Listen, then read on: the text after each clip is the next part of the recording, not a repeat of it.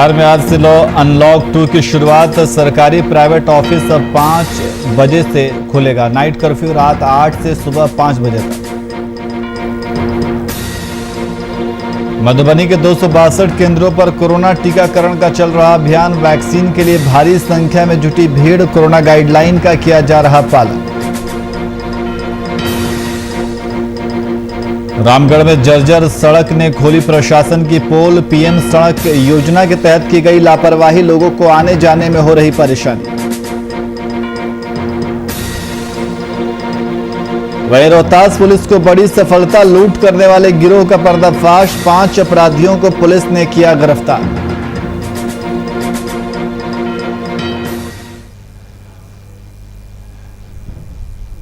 नमस्कार, मैं नियाज खान और आप देख रहे हैं वीआईपी न्यूज। अब सीधे रुख करते हैं खबरों की ओर। लोजपा में बड़ी टूट के बाद अब अपने अपने पाले को मजबूत करने की दिशा में चिराग और पारस के गुट लग गए हैं। वहीं प्रदेश की राजनीति का असर जिला मुख्यालयों में भी देखने को मिल रहा है, जहां चिराग के पक्ष में कार्यकर्ताओं ने पारस गुट के सांसदों के पोस्टर पर कालिक पोतकर विरोध दर्ज किया और उसके खिलाफ जमकर नारेबाजी भी की।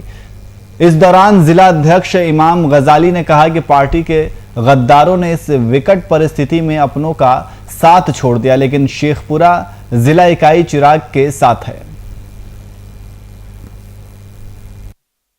हम लोग इन गद्दारों को, आप देखिए इन गद्दारों को, प्रिंस राज, पशुपति पारस, महबूब कैसर, वीना देवी और चंदन सिंह, ऐसे गद्दारों को मुंह पर काली पोतने का काम और शेखपुरा लोक जनशक्ति पार्टी के सारे कार्यकर्ता, सारे पदाधिकारी, सारे अधिकारी और हर प्रखंड के प्रखंड अध्यक्ष आज मौजूद हैं इन गद्दारों के लिए। इन गद्दारों की जगह कहीं नहीं है। मैं बताना चाहता हूं आपको, पूरे शेखपुरा जिला लोक जनशक्ति पार्टी की टीम चिराग पासवान के साथ था, साथ है और साथ रहेगा।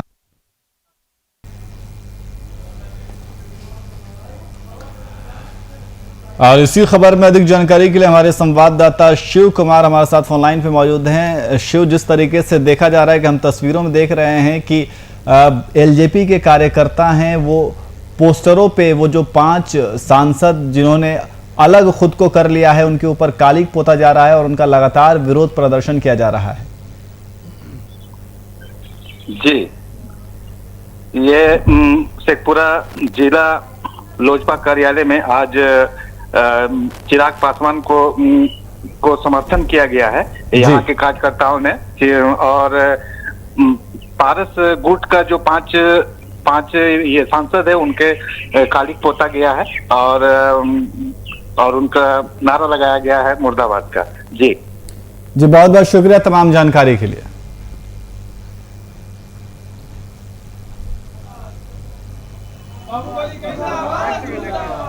आप तस्वीरों में देख सकते हैं कि किस तरीके से लोजपा के कार्यकर्ता पोस्टर पर 5 सांसदों की तस्वीर के ऊपर कालिक पोत रहे हैं और उनके खिलाफ मुर्दाबाद के नारे लगा रहे हैं। तो जिस तरीके से एलजेपी में चाचा वर्सेस भतीजा की जंग तेज हो गई है, 5 सांसदों ने खुद को चिराग पासवान से अलग कर लिया है।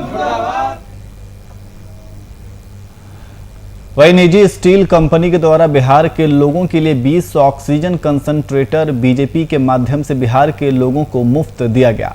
इस दौरान बीजेपी प्रदेश अध्यक्ष संजय जायसवाल इस कार्यक्रम में मौजूद रहे। वहीं उन्होंने कहा कि निजी संस्था के माध्यम से यह ऑक्सीजन कंसंट्रेटर बिहार के लोग जिनकी जरूरत है उन तक यह पहुंचाया जाए, ताकि कोरोना बीमारी से बचाव में लोगों को इससे सहायता की जा सके। माँ वैष्णो देवी ट्रस्ट को ऑक्सीजन कंसंट्रेटर दिया है और इससे घर में जो लोग इलाज कराते हैं, जिनको ऑक्सीजन की जरूरत है, उनको बहुत लाभ होगा। इसके लिए मैं श्याम स्टील को बहुत बहुत धन्यवाद देता हूँ और मुझे पूरा विश्वास है कि लॉयंस क्लब और Vaishno Devi trust her house में इस तरह की सर्विसेज आगे बढ़ाएगा।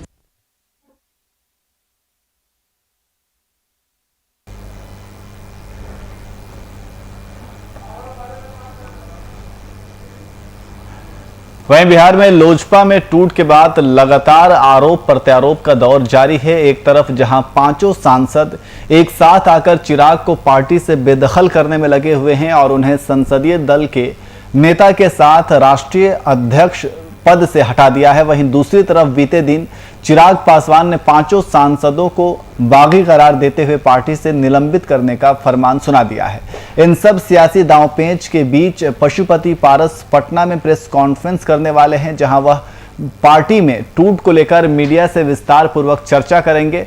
और बताते चले कि इस प्रेस कॉन्फ्रेंस से पहले पटना में पोस्टर वार शुरू हो गया है।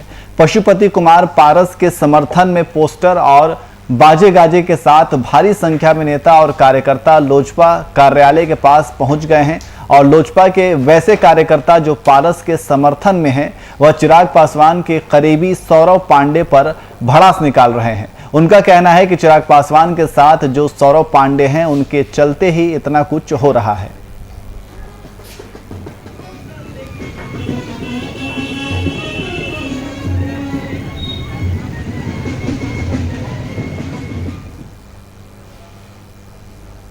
और मेरठ में संयुक्त व्यापार समिति के सदस्यों ने बेगमपुर ऑटो स्टैंड चौराहे के अस्थायी ऑटो स्टैंड को शिफ्ट किए जाने को लेकर मेरठ के ट्रैफिक एसपी से मुलाकात की। समिति ने सदस्यों ने अस्थायी ऑटो स्टैंड के कारण उत्पन्न होने वाली जाम जैसी स्थिति से एसपी को अवगत कराया और साथ ही समस्या के समाधान की मांग के साथ उन्हें ज्ञापन भी सौंपा। आपको बता दें कि बेगमपुर चौराहे के समीप मेट्रो का कार्य भी चल रहा है, जिस कारण अक्सर वहां जाम की स्थिति बनी रहती है। माइलस्टोन के पास रैपिड रेल का स्टेशन बनने के कारण वहां से 3 व्हीलर का टेम्पो स्टैंड स्थानांतरित होकर के करीब बेंच चौराहे पर पहुंच चुका है, जिसकी वजह से वहां पर जाम लगा रहता है। अभी पूरा मार्केट शुरू भी नहीं हुआ है। करीब लोग बाग जो है कर्फ्यू की वजह से घर से बाहर नहीं निकल रहे हैं, स्कूल बंद चल रहे हैं। उसके बाद भी वहां पर 15 मिनट से आधे घंटे का जाम लगा रहता है। हम आज इसलिए आए जिससे वहां से टेम्पो स्टैंड को कहीं और स्थानांतरित कर दिया जाए, जिससे वहां पर लोगों को जाम से मुक्ति मिले।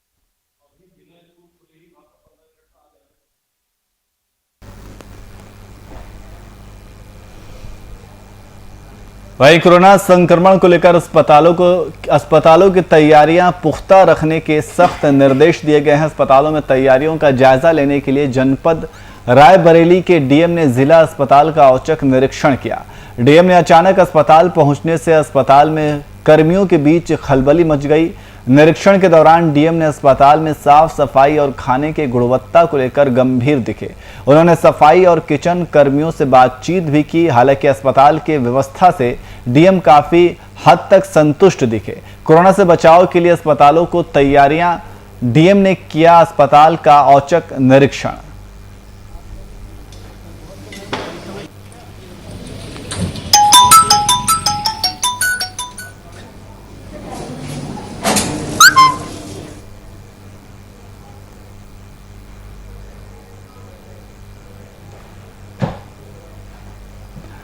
और बिहार में अनलॉक 2 का आगाज हो गया है। नई गाइडलाइन के तहत आज से शहर की व्यावसायिक दुकानें खुलने लगी हैं।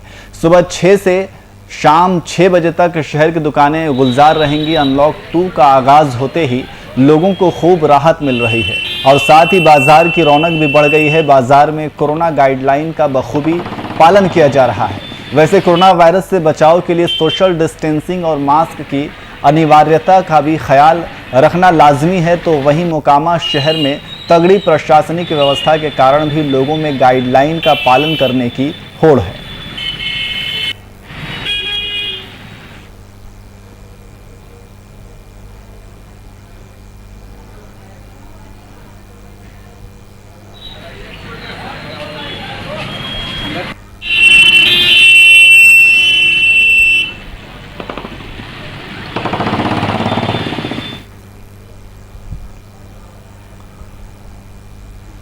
वहीं मुंगेर में ट्रिपल मर्डर मामले में वायरल वीडियो फुटेज के आधार पर 2 पुलिसकर्मी को डीआईजी ने निलंबित कर दिया है। पुलिस के सामने भीड़ में घुसकर जयराम शाह और कुंदन की हत्या कर दी गई। वहीं पुलिस मूक दर्शक बनी रही। देखिए रिपोर्ट। मुंगेर में अपराधियों के हौसले बुलंद। ट्रिपल मर्डर मामले में 2 पुलिसकर्मी निलंबित। मर्डर का वीडियो सोशल मीडिया पर वायरल। पुलिस के सामने की गई हत्या। मूक दर्शक बनी रही पुलिस।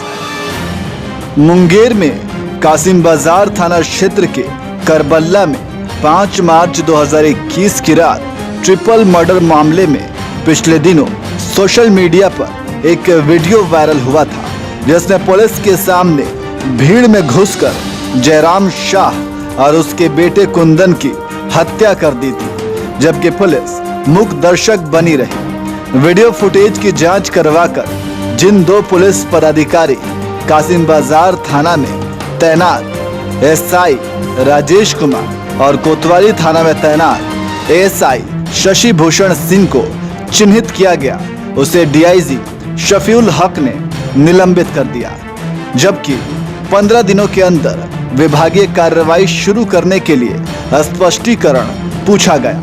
इतना ही नहीं, 10 अन्य लोगों की भी शिनाख्त की गई है जो कुंदन को पीट कर हत्या कर रहे थे। इसको लेकर कांड के अनुसंधानकर्ता पुलिस पदाधिकारी को आवश्यक दिशा निर्देश दिया।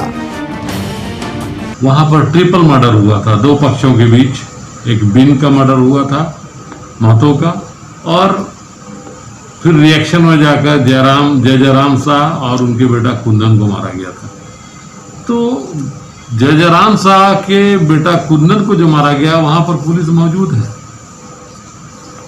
जिसमें से पहले वीडियो वायरल हुआ, आप ही लोगों के थ्रू हमको मालूम हुआ, फिर वीडियो हमको मिला और हमने उसकी जांच कराई, पीड़ित परिवार से भी जांच कराई और अपने लोगों से भी जांच कराई। तो दो लोगों के चेहरे सामने आए, एसआई राजेश कुमार और एएसआई शशि भूषण सिंह। बताया जाता है कि जब ट्रिपल मर्डर को लेकर सोशल मीडिया पर पुलिस के सामने भीड़ का विभत्स चेहरा दिखा, जिसके बाद डीआईजी शफीउल हक ने संज्ञान लिया और वायरल वीडियो के आधार पर पुलिस कर्मियों और हिंसक भीड़ का हिस्सा बने लोगों का शिनाख्त कराया, जिसमें तत्काल 2 पुलिस पदाधिकारी कासिम बाजार थाना क्षेत्र में तैनात एसआई राजेश कुमार और कोतवाली थाना में तैनात एएसआई शशि भूषण सिंह के रूप में हुई, जिसे तत्काल प्रभाव से डीआईजी ने निलंबित कर दिया। डीआईजी ने कहा कि दोनों पुलिस कर्मियों में स्पष्टीकरण पूछा गया कि क्यों नहीं आप लोगों के खिलाफ विभागीय कार्रवाई शुरू की जाए। 15 दिनों के अंदर स्पष्टीकरण का जवाब देने का आदेश दिया गया है। डीआईजी ने कहा कि अन्य पुलिस कर्मियों की पहचान की जा रही है। इस तरह कर्तव्य के प्रति लापरवाह पुलिस कर्मियों की पहचान कर उसे भी निलंबित किया जाएगा, क्योंकि जिस तरह से भीड़ पुलिस के सामने घर में घुसकर जयराम शाह और उसके पुत्र को घर से निकालकर भीड़ पुलिस के सामने पीट कर हत्या कर रही है, वह भीड़ के विभत्स चेहरे को तो उजागर कर ही रहा है, लेकिन पुलिसकर्मियों के कार्यशैली को भी कटघरे में खड़ा कर रहा है, जिसकी इजाजत कानून नहीं देता, जिसके कारण इस कर्तव्य के प्रति लापरवाह पुलिस पदाधिकारियों पर कार्रवाई शुरू की गई है। एफआईआर किए गए हैं दोनों तरफ से, और जो ये महतो लोग हैं इसमें से 6 लोग की गिरफ्तारी हुई है। और कुछ 2 तो सेम डे पकड़ में आए थे, दोनों साइड के एक। वो जो फौजी है जाकर चंदन कुमार, वो और इधर में जाकर जो वादी हैं महतो साइड के, दोनों को सेम डे पकड़ा गया था। डीआईजी ने कहा कि वायरल वीडियो फुटेज की जांच के दौरान हिंसक भीड़ में शामिल 3 लोगों को भी शिनाख्त किया गया है, जो कुंदन पर हमला कर रहे हैं, जिसके कारण कुंदन की मौत हो गई। जिन लोगों की पहचान की गई है उसमें करबला के वीरेंद्र महतो, सुलो महतो और क्षति महतो शामिल हैं।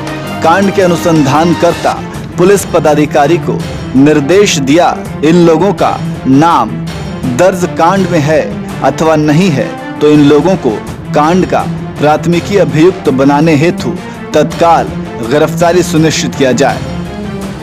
कोर्ट में 2 महीने से प्रोसेस बंद था, अब प्रोसेस ये होगा, जल्द से जल्द हम लोग गिरफ्तारी कर लेंगे। जयराम और कुंदन हत्याकांड में दर्ज प्राथमिकी में 17 लोगों को नामजद किया गया था। अब तक 6 लोगों को गिरफ्तार कर जेल भेजा जा चुका है, जबकि दूसरे पक्ष से सागर हत्याकांड में 7 लोगों को नामजद किया था, जिसमें 2 की हत्या घटना वाले दिन ही कर दी गई थी, जबकि एक मृतक जय जय राम का पुत्र चंदन कुमार को गिरफ्तार कर पुलिस जेल भेज चुकी है। अन्य फरार अभियुक्तों की गिरफ्तारी के लिए पुलिस छापेमारी कर रही है।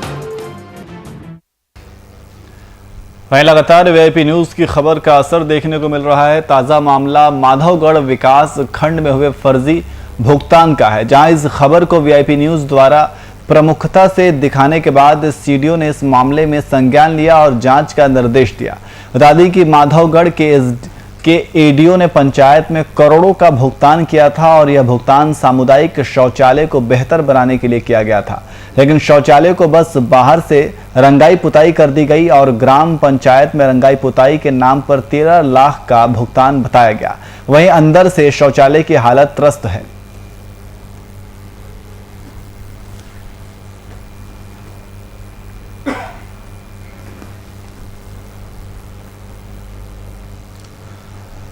और जिला पदाधिकारी मधुबनी के आदेश पर जिले में 262 केंद्रों पर आज कोविड-19 का टीकाकरण अभियान किया जा रहा है, जिसमें हरलाखी प्रखंड के सभी स्कूल पर टीकाकरण किया जा रहा है, जहां काफी संख्या में टीकाकरण के लिए आदमियों की भीड़ जुट रही है और साथ ही सोशल डिस्टेंसिंग के अधीन पंक्ति में खड़ा होकर के टीकाकरण दिया जा रहा है। वहीं बेनीपट्टी के अनुमंडल पदाधिकारी और झंझारपुर एसडीओ ने टीकाकरण का केंद्र का दौरा किया। इस दौरान अधिकारियों ने टीका केंद्र के कार्यों से काफी संतोष व्यक्त किया गया।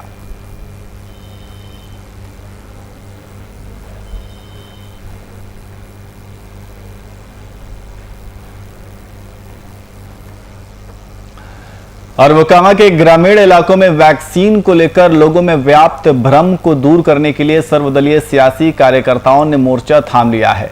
वहीं प्रदेश भाजपा प्रवक्ता डॉक्टर राम सागर सिंह के नेतृत्व में सर्वदलीय टीम ने अल्पसंख्यक बहुल कहायपुर गांव का दौरा किया और लोगों को वैक्सीन लेने के लिए राजी किया और साथ ही ग्रामीणों के मन में वैक्सीन को लेकर कायम शंका को दूर करने में काफी सहूलियत प्राप्त हुई। बाद में इस टीम ने मेकरा गांव का भी दौरा किया और लोगों को वैक्सीन की जरूरत पर जोर दिया।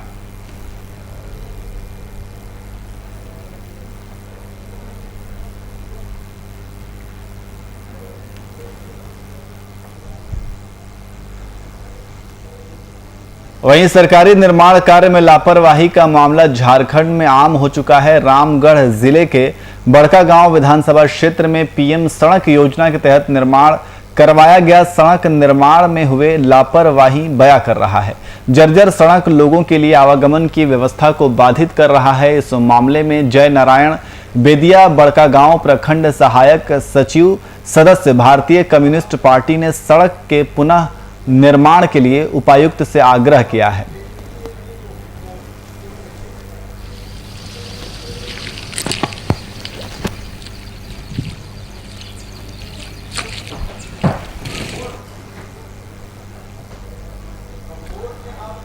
वहीं जामताड़ा में बीते दिन बरामद हुए लावारिस शव की गुत्थी पुलिस ने सुलझा ली है। इस मामले में अनुसंधान के बाद पुलिस ने एक युवक को गिरफ्तार किया है। युवक की गिरफ्तारी बलिया जनपद से हुई है। जानकारी के अनुसार सियालदाह से जसीडीह जाने के क्रम में शव को चालाकी से सड़क किनारे फेंक दिया गया था। पुलिस ने वारदात को अंजाम देने वाले हथियार सहित अन्य प्रमाण भी बरामद किया है।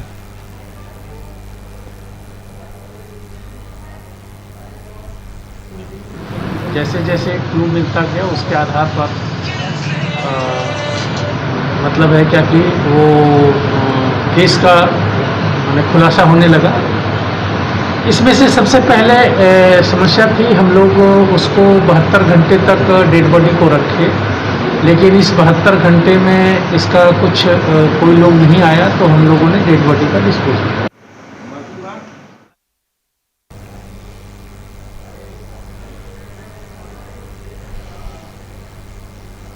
रांची विश्वविद्यालय में विवाद का सिलसिला काफी पुराना है। विवादों को लेकर रांची विश्वविद्यालय और दूसरे पक्ष थाना के साथ साथ कोर्ट के भी चक्कर काट चुके हैं। विवाद इसी कड़ी में रांची विश्वविद्यालय के जनजातीय भाषा विभाग के समीप एक नया विवाद सामने आया है।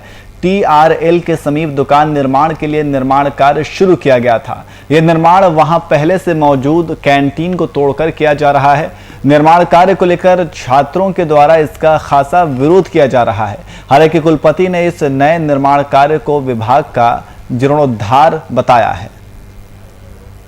डिपार्टमेंट का रेनोवेशन का काम चल रहा है और ये बिल्डिंग कंस्ट्रक्शन डिपार्टमेंट की तरफ से, सरकार की तरफ से ये काम हो रहा है और उसी में उसकी बाउंड्री वॉल को बढ़ाने का भी काम है। तो इसके पहले जो बाउंड्री वॉल में जो सटे हुए कंस्ट्रक्शन थे उसको वो लोग हटाएंगे। रांची विश्वविद्यालय पेड़ी विभाग के अंतर्गत कटहल पेड़ के पास जो एक पुरानी कैंटीन थी जिसको हटा दिया गया है, तो विश्वविद्यालय प्रशासन से हम छात्रों का यह मांग है कि उस कैंटीन को जल्द से जल्द वहीं किसी सुरक्षित जगह पे चालू किया जाए, क्योंकि दूर दूर से छात्र छात्राएं वहां पे पढ़ने के लिए आते हैं और कैंटीन की सुविधा न रहने के कारण उन लोगों को काफी परेशानियों का सामना करना पड़ता है। तो विश्वविद्यालय प्रशासन एक सुरक्षित जगह पे देख करके कैंटीन को जल्द से जल्द बनवा करके उसको वहीं रोहतास पुलिस को बड़ी कामयाबी हाथ लगी है, जिसके तहत सड़कों पर कील बिछाकर रात से गुजरने वालों से हथियार के बल पर लूटपाट करने वाले गिरोह के सरगना को गिरफ्तार किया गया है। इस कामयाबी में रोहतास एसपी आशीष भारती की माने तो विगत दिनों पहले मुफस्सिल इलाके के रामपुर के समीप इनोवा गाड़ी को सड़क पर कील लगाकर वाहन को पंक्चर कर हथियार के बल पर अज्ञात अपराधियों के द्वारा लूटपाट की वारदात को अंजाम दिया गया था, जिसकी सूचना मिलने पर मामला दर्ज कर 5 अपराधियों को गिरफ्तार कर लिया गया है, लेकिन गिरोह का सरगना फरार चल रहा था। वहीं फरार अपराधी को लेकर पुलिस टीम के द्वारा इलाके में ताबड़तोड़ छापेमारी अभियान चलाया गया और इसी क्रम में गुप्त सूचना के आधार पर अकोड़ी गोला इलाके से गिरोह के सरगना जयदीप राम को गिरफ्तार कर लिया गया है। सासाराम मुफस्सिल थाना में रामपुर के पास एक इनोवा गाड़ी को सड़क पर कील बिछा करके उसका टायर पंक्चर करके और उसके बाद हथियार का भय दिखा करके वो जो उसमें जो लोग थे उनसे लूटपाट की घटना कारित किया गया था, जिसमें लगातार पुलिस के द्वारा कार्रवाई की जा रही थी और जो लूटी गई थी मोबाइल थी उसको कोर्ट में ही बरामद किया गया था। और इस घटना में शामिल जो अपराध कर्मी थे उनकी गिरफ्तारी के लिए मैं 5 अपराधियों को गिरफ्तार कर।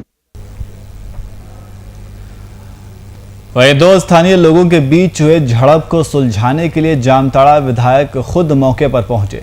इस झड़प की सूचना पर विधायक सारा कामधाम छोड़कर थाने पहुंच गए। दरअसल दुकान में पहुंचे युवक को दुकानदार ने जाति सूचक गाली देकर धमकाया, जिसके बाद युवक ने दुकान के समक्ष जमकर बवाल काटा। वहीं इस मामले की जानकारी पर विधायक इरफान मौके पर पहुंचकर दुकानदार को फटकार लगाई और दोनों पक्षों के बीच सुलह करवाया।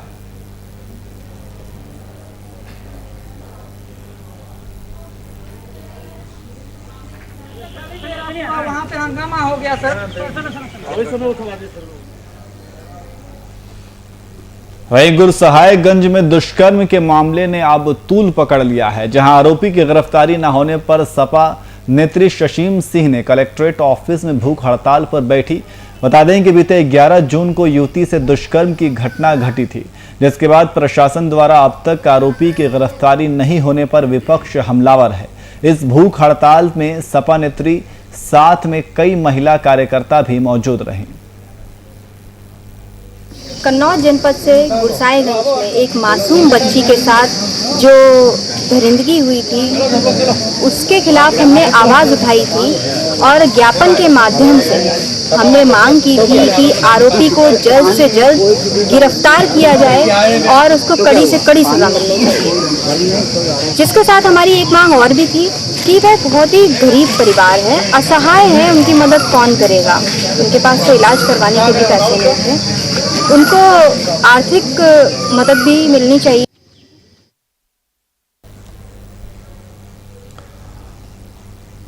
वही अगली खबर राजधानी पटना से है, जहां बिहार सरकार के मंत्री संतोष मांझी के घर में आग लग गई है। मंत्री संतोष मांझी के सरकारी आवास पर भीषण आग लगने के बाद घर में अफरा तफरी मच गई। बताया जा रहा है कि शॉर्ट सर्किट की वजह से आग लगी है। फिलहाल दमकल की गाड़ियां मंत्री के आवास पर पहुंचकर आग पर काबू पा चुकी है। वहीं मंत्री के घर से सभी लोगों को सुरक्षित बाहर निकाल लिया गया।